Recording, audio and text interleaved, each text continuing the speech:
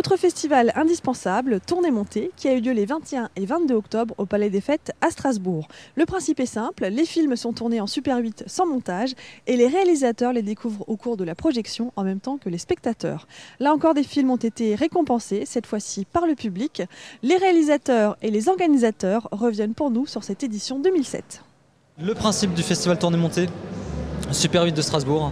Déjà c'est sur support Super 8, donc c'est une vieille pellicule, c'est un set du caméscope. Et c'est donc en tournée montée. Le principe c'est que les gens filment leurs films dans l'ordre. Ils envoient la pellicule au labo ou à l'association Malucarne. Et tout le monde découvre le film le soir même en fait. Que ce soit les réalisateurs, mais aussi le public, les organisateurs. Et le petit plus aussi du festival, c'est comme le Super 8 c'est muet, les réalisateurs ont la possibilité de doubler leur film en direct, donc soit à la voix, soit avec des instruments comme ça a été le cas ce soir encore, de différentes manières. Il y en a qui sont venus avec des DAT, des ordinateurs, enfin tous les moyens de doubler leur film. Il y en a qui sont restés muets et voilà.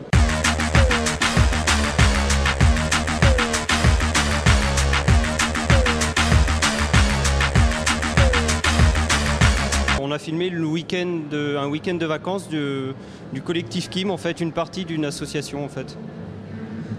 Et en fait, à la base, on est des musiciens, donc on s'est dit que sur ce qu'on avait filmé, on allait adapter une musique sur les images en fait. Voilà.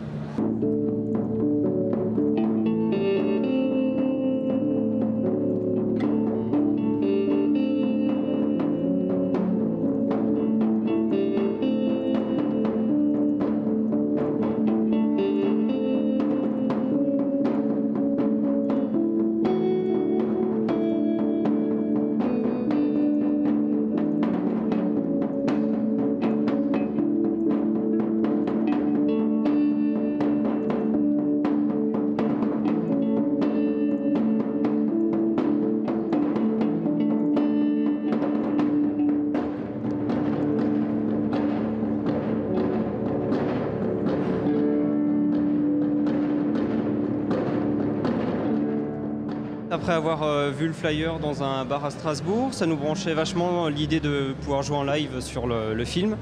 Et on a acheté une caméra chez Emmaüs et le lendemain on filmait quoi. En gros c'était ça. Alors la mienne je l'ai trouvée sur une brocante au modeste prix de 5 €.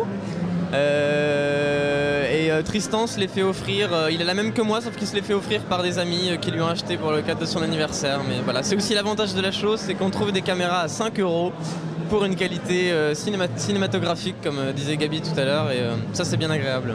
On a trouvé ça intéressant parce que le format du Super 8 c'est un format qui n'existe plus ou qui est plus reproduit. On sait que c'est la 7e édition qu'on a organisée, donc on avait besoin de rencontrer le public, de fans. C'est un peu pour eux qu'on a fait ça.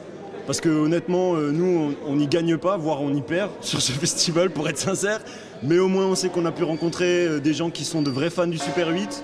Et on espère pouvoir redonner un instinct de création à travers le Super 8 et à travers des soirées comme celle organisée ce soir. Ce qui était surprenant ce soir, en fait, c'est qu'on n'avait pas du tout prévu de caler les passages qui étaient un petit peu plus énervés sur les images. Et en fait, à chaque fois, il y a un petit coup de chance qui fait que ça tombe toujours très bien. Et du coup, on va continuer, quoi. Je pense qu'on va le refaire. Bonne expérience, encore une fois. Le tournée montée, ce qui est intéressant, c'est ça, c'est qu'il y a une prise et c'est la bonne. Et il y a une prise de risque qu'on effectue à ce moment-là pour ça. Donc on écrit quand même un petit peu une histoire, un scénario, des enchaînements, on a des images en tête, des plans. Mais on se laisse toujours la possibilité au moment où on filme de faire autre chose que ce qui était prévu, d'essayer vraiment une chose qui pourrait passer par là. Il y a beaucoup de hasard qui peut venir et on essaye de capter aussi ce hasard-là au moment où on joue pour faire le film.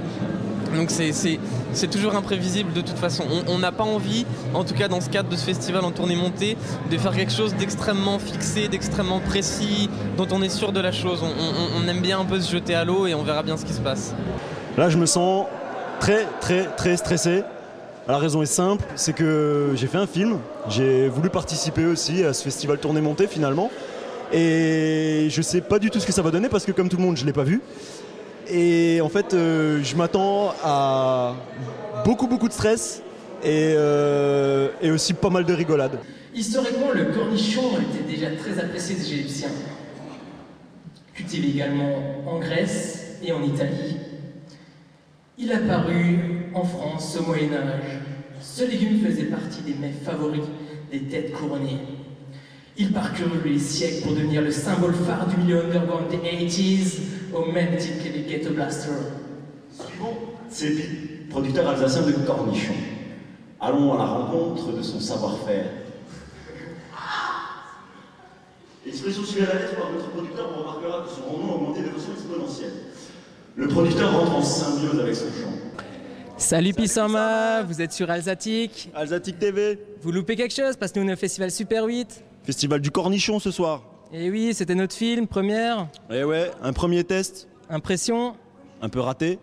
Non, moi je trouve ça va quoi, pour un essai c'était pas si mal. Moi je trouve que c'était intéressant parce que de la soirée, je crois qu'on était les seuls à passer au micro. En live en plus, hein, je veux dire, ouais. on a improvisé ça en direct. Quelques petits foirages. Ouais, carrément, des gros foirages, mais ça fait partie du truc. C'est le direct du live quoi. Ouais, voilà, Comment c'est- on peut appeler ça? J'ai raté une feuille, j'ai dû rattraper l'image. Ouais, on était parti sur un accent alsacien qu'on n'a pas exagéré, quoi, hein, faut le dire. On voulait vraiment faire l'accent alsacien pour montrer qu'on vient du terroir quand même. Pour montrer que le cornichon il a du pont et que chaque cornichon mérite son picon. Dédicace. Dédicace. Et quand même un petit truc aussi à rajouter, c'est que notre slogan c'est quand même sexe, alcool et cornichons.